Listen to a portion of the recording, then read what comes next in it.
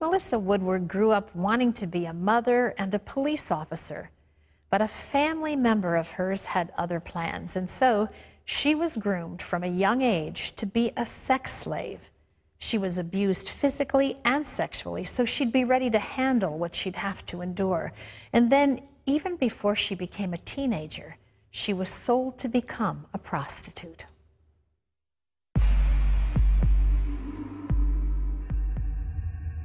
It's like being an animal in a cage at a zoo, and everybody comes and looks at you and does what they want to do, and then you go back to your cage. It's like you're a freak show.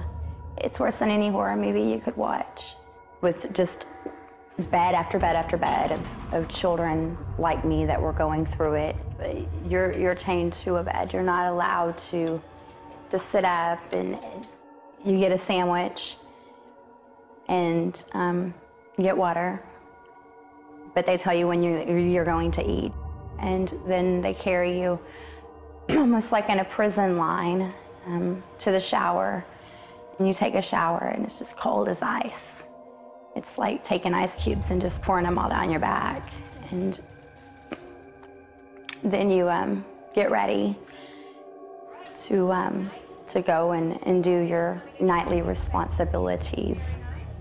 You don't look like an abused child when you walk in there. You look like a willing child who is happy. It's almost like putting on a mask that's painted on your face. And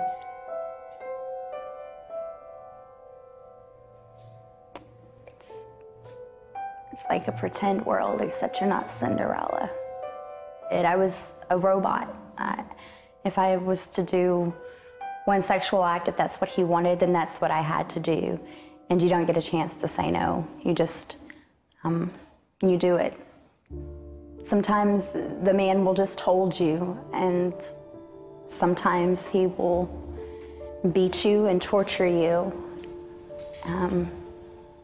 It's his own discretion. You're his property.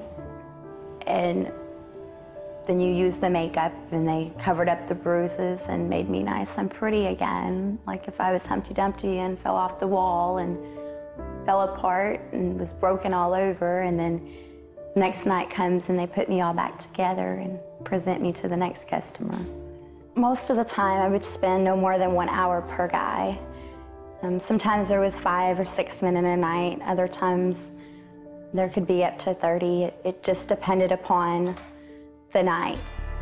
On one event, I was having things done to me that I didn't want to do, and it was so excruciating I couldn't help but crying, and so I had to bite my tongue until it bled, and then they took tape and put it like that until every nerve ending in my mouth was gone and I didn't have a voice left.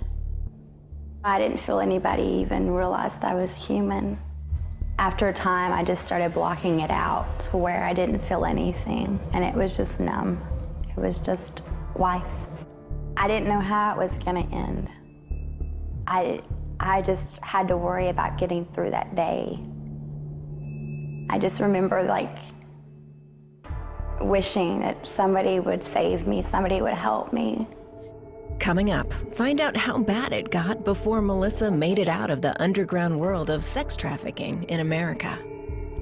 I remember just looking down, and there's just flames everywhere, and I couldn't get it to quit. It hurts so bad.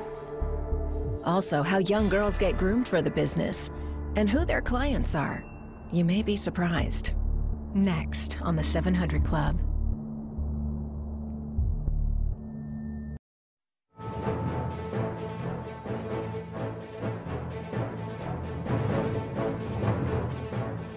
Up to 300,000 boys and girls are sold in the United States every year, and many of them don't make it out of the industry alive. There are only 99 known survivors from the state of Texas in the last 20 years who've managed to escape sexual slavery. Melissa Woodward is one of them, even though one night when she was 14, she was burned alive and left for dead.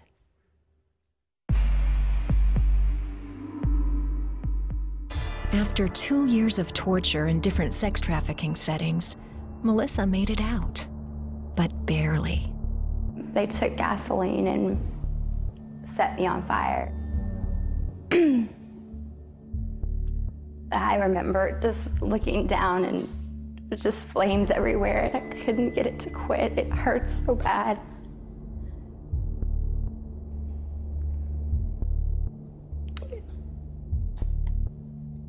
But that was his fantasy, was to see a child burned to death. So after that, I was no longer able to be used. So the best thing for me was death, and actually I was hoping at that point they would kill me. But then I woke up, and I don't remember how many days later, but I woke up in a garbage can. That closed the door to the sex trafficking.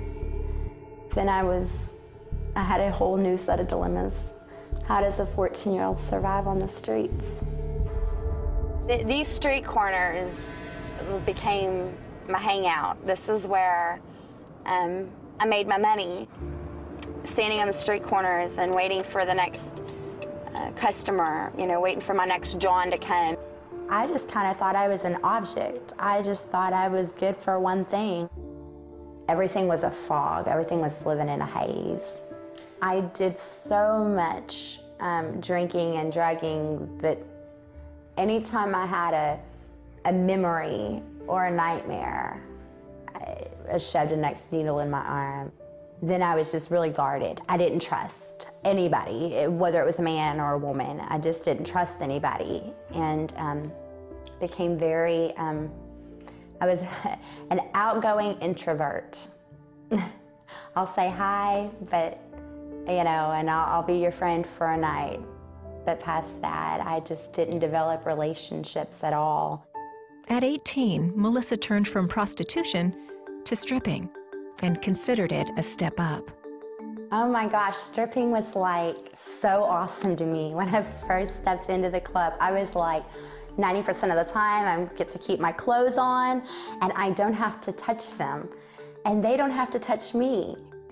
It was like, it would make my night if a guy tried to touch me because I was able to throw down with the best of them. I liked fighting. I liked fighting. That's why I went to jail 28 times by the time I was 25 years old.